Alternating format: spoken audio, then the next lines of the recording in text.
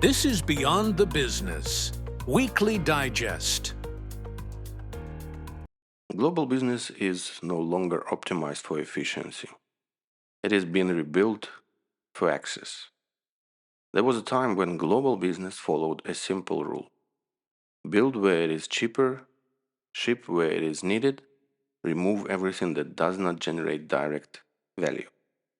By 2019, global trade exceeded $25 trillion annually, with more than 80% moving by sea. Container shipping alone handled close to 200 million TEUs every year. The system was not built for disruption. It was built to flow. What is changing now is not one event or one crisis. The logic itself is shifting. The global economy is no longer optimizing for efficiency. It is reorganizing around access, around the ability to secure materials, energy components, and routes where conditions are no longer stable.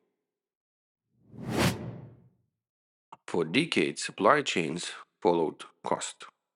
Manufacturing moved to Asia, inventory was reduced to a minimum, just in time became standard. A container could move from Shanghai to Rotterdam in 30 to 35 days. Freight rates remained stable for years, often around $1,500 per container. Then the system was tested.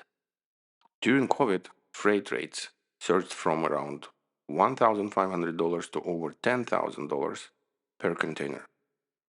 Ports became congested, vessels waited outside terminals for weeks. At peak congestion, dozens of vessels were anchored outside major ports, waiting without a confirmed berthing window. Containers piled up, and in many cases, a single missing component worth less than $10 stopped production lines worth millions. Semiconductor shortages alone reduced global car production by more than 10 million vehicles between 2020 and 2022. At the same time, geopolitics introduced a new layer. Expert controls on advanced semiconductors were not about price. They were about access. Entire product lines began to depend not on demand but on whether components were allowed to be delivered. Physical routes changed as well.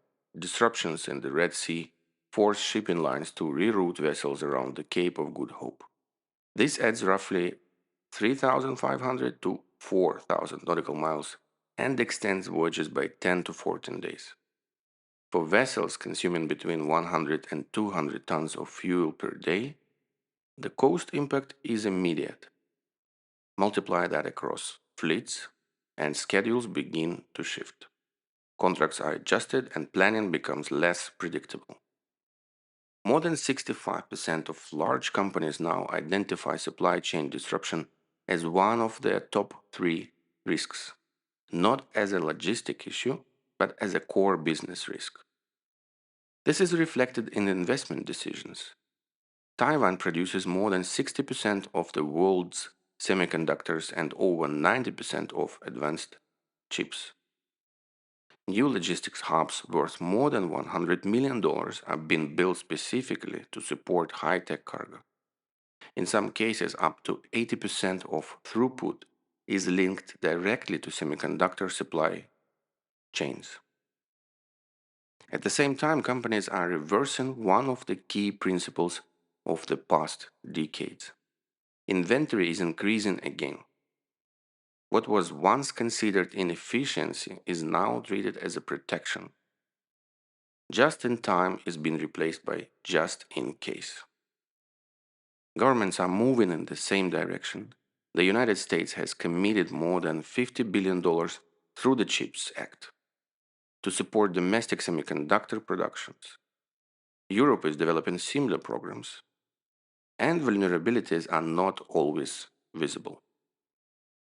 Global helium production is concentrated in a small number of countries, including the United States, Qatar, and Algeria. Helium is essential for semiconductor manufacturing and medical imaging. When supply tightens, multiple industries are affected at once. Large electrical transformers present a similar constraint. Lead times now extend from 12 to 24 months. Without them, new facilities cannot be connected to power grids. Projects are delayed not because of demand, but because infrastructure is not available. The same pattern appears in a completely different industry. Artificial intelligence is no longer limited by algorithm or processing power alone. It is increasingly limited by energy and physical infrastructure. Data centers already account for around 4% of electricity consumptions in the United States.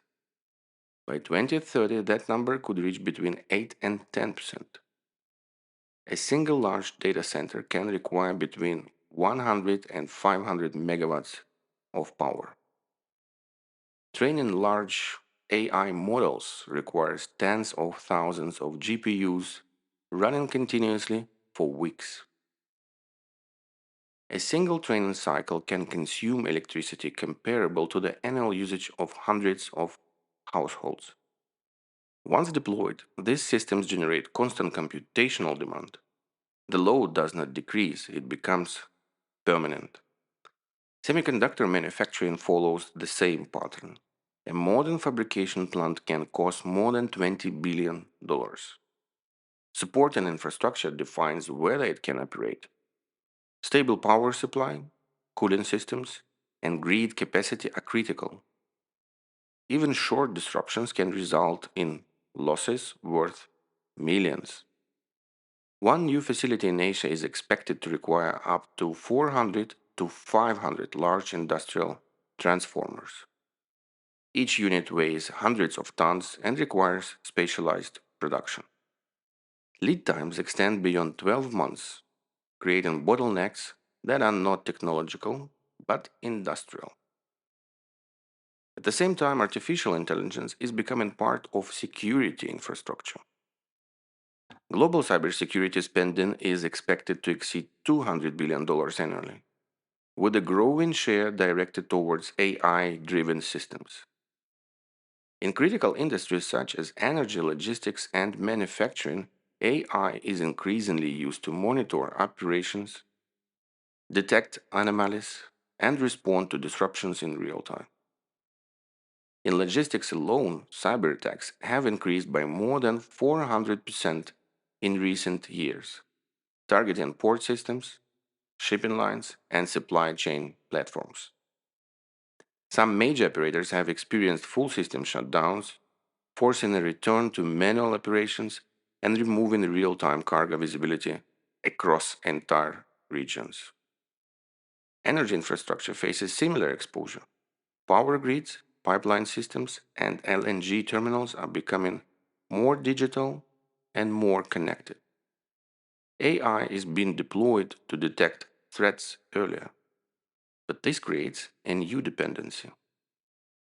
Systems now rely on the same digital layer that they are trying to protect. Data centers themselves are becoming critical assets. A single outage in a major cloud provider can disrupt services used by millions of businesses simultaneously. As AI workloads grow, computing power becomes more concentrated and concentration increases vulnerability. This creates a layered dependency. Infrastructure depends on AI for protection. AI depends on infrastructure for operation, and both depends on stable energy supply. When one layer is disrupted, the impact does not remain isolated. It can propagate across multiple systems at once.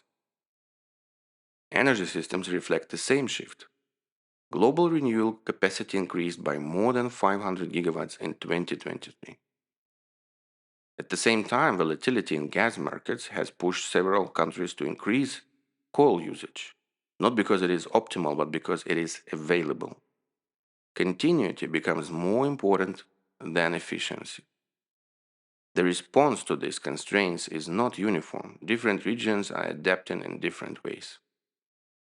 China illustrates one of the clearest examples. Instead of relying only on the most advanced semiconductor nodes, Chinese companies are adapting systems to operate within existing constraints. Production at 7 nanometers and above continues, while software and system architecture are optimized for available hardware. The objective is not identical performance, it is operational independence. Across all of these areas, the same pattern repeats. Constraints are not always large or visible. They appear as small dependencies, a delayed component, a restricted material, a missing piece of infrastructure. Individually, they seem manageable. Together, they define the limits of the system. Companies are mapping supply chains beyond first tier suppliers. Production is being regionalized. Routes are selected based on reliability, not only distance. Energy is treated as infrastructure, not only as a commodity. What is emerging is a different operating model, one where efficiency still matters, but access defines whether the system continues to operate. There was a time when global systems were built for efficiency. Today, they are being rebuilt around access. More than 90% of advanced chips come from a single location. Data centers are expected to consume up to 10% of electricity in major economies within the next decade. Global cybersecurity spending is moving beyond $200 billion annually. And entire industries can slow down because of a resource that rarely appears in the headlines. This is not fragmentation. Risk is no longer distributed across the system, it is concentrated in specific points. And once those points become visible, the system stops optimizing around cost. It reorganizes around access. And the question is no longer how efficient the system is. The question is who can keep it running.